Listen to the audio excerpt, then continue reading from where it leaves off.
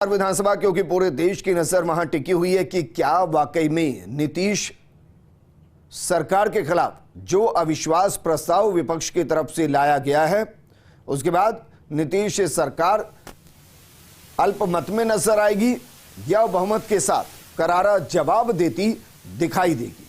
हमारे सहयोगी सर्वेश जो वहां से जानकारी दे रहे थे, 20 मिनट पहले तक वहां 6 विधायक जेडीयू बीजेपी कोटे से गायब थे, जबकि आरजेडी के 2 विधायक गायब थे। अब उसको जरा संख्या बल के साथ देखिए, अगर 6 विधायक नहीं पहुंच पाते तो बीजेपी और जेडीयू के जो गठबंधन को कुल विधायकों का समर्थन होगा वो होगा 122 का। इस स्थिति में भी नीतीश सरकार को समस्या नहीं होगी, क्योंकि बहुमत के लिए 122 का ही आंकड़ा चाहिए, जबकि 2 विधायक आरजेडी और कांग्रेस से गायब हैं, मुख्य रूप से आरजेडी के गायब हैं।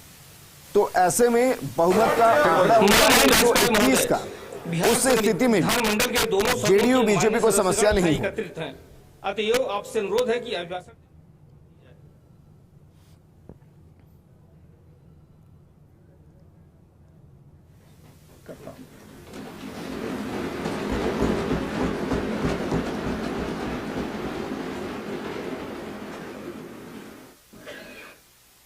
बिहार विधानमंडल के माननीय सदस्यगण, मैं नववर्ष के प्रथम सत्र के अवसर पर बिहार विधानमंडल के दोनों सदनों के संयुक्त अधिवेशन में आप सभी को शुभकामनाएं देता हूं तथा बहुआयामी विकास की कामना करता हूं। इस सत्र में वित्तीय, विधायी एवं अन्य महत्वपूर्ण कार्य संपन्न होने हैं। बिहार विधानमंडल के सभी सदस्यों से बिहार के विकास के लिए रचनात्मक भूमिका अदा करने की अपेक्षा करता हूं। आपके बहुमूल्य सुझाव एवं विमर्श से बिहार की प्रगति को बल मिलेगा। राज्य सरकार ने हमेशा सुशासन एवं न्याय के साथ विकास पर जोर दिया है तथा सभी क्षेत्रों और वर्गों के विकास के लिए राज्य सरकार संकल्पित है। राज्य में कानून का राज स्थापित है और इसे बनाए रखना सरकार की सर्वोच्च प्राथमिकता है। सरकार द्वारा अपराध नियंत्रण एवं विधि व्यवस्था संधारण के लिए सभी आयामों पर योजनाबद्ध तरीके से काम किया गया है। हर थाने के कार्य को 2 हिस्सों जैसे कि एक केसों का अनुसंधान एवं विधि व्यवस्था संधारण में बांटा गया है तथा इसके लिए पुलिस कर्मियों एवं पदाधिकारियों को अलग अलग जिम्मेदारी दी गई है ताकि ठीक ढंग से कार्रवाई हो सके। पुलिस के लिए वाहन एवं अन्य आवश्यक संसाधन उपलब्ध कराए जा रहे हैं। वर्ष 2005 में बिहार पुलिस में कार्यरत बल की संख्या काफी कम थी। कुल 72,410 स्वीकृत पदों के विरुद्ध 42,481 पुलिसकर्मी कार्यरत थे। कानून व्यवस्था को और बेहतर बनाने के लिए पुलिस बल की संख्या में बढ़ोतरी की गई है। इसके लिए कुल 2,27,873 पदों का सृजन किया गया है तथा इन पदों के विरुद्ध तेजी से बहाली की जा रही है। वर्तमान में राज्य में पुलिस बल की संख्या बढ़कर लगभग 1,10,000 हो गई है।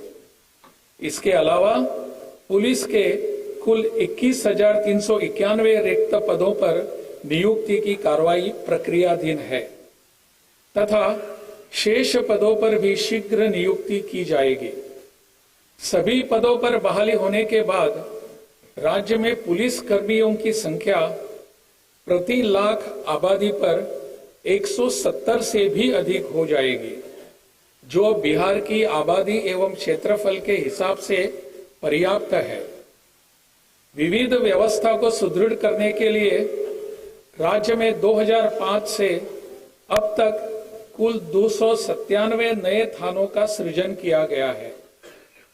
साथ ही 28 जिलों में यातायात थानों तथा 44 साइबर थानों का सृजन भी किया गया है। आपातकालीन स्थिति से निपटने के लिए डायल 112 की इमरजेंसी सेवा प्रारंभ की गई है। इस व्यवस्था के अंतर्गत किसी भी प्रकार की आपातकालीन स्थिति जैसे कि अपराध की घटना, आग लगने की घटना, वाहन दुर्घटना की स्थिति में या महिला, बच्चों एवं वरिष्ठ नागरिकों की सुरक्षा से संबंधित स्थिति में बिहार के किसी भी कोने से कोई भी पीड़ित व्यक्ति 112 नंबर पर निःशुल्क कॉल कर सकता है। पहले यह व्यवस्था जिला मुख्यालयों एवं शहरी क्षेत्रों में ही लागू थी। अब इसका विस्तार पूरे राज्य में किया जा रहा है। राज्य सरकार द्वारा पिछले कार्यकाल में विकसित बिहार के 7 निश्चय कार्यक्रम लागू किए। हर घर तक बिजली पहुंचा दी गई है। हर घर नल का जल, हर घर तक पक्की गली नाली, हर घर में शौचालय तथा टोलों का ग्रामीण सड़कों से जोड़ने का काम लगभग पूरा हो गया है। कुछ क्षेत्रों में जो भी काम छूटे हैं उन्हें भी तेजी से कराया जा रहा है। हर घर नल का जल के काम को 2 हिस्सों में कराया गया।